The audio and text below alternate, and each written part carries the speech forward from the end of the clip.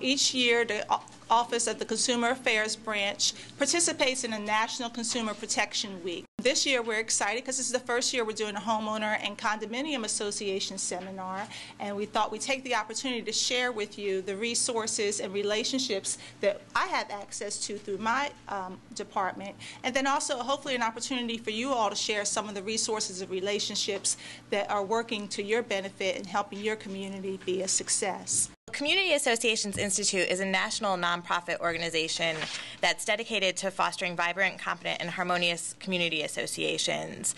CAI was founded in 1973, and since then has been the leader in providing educational and networking resources to people who live in common interest communities and also the professionals who serve them. Our goal is to provide the information to help you determine whether or not you need to be registered, and if you do need to give you the information to do so.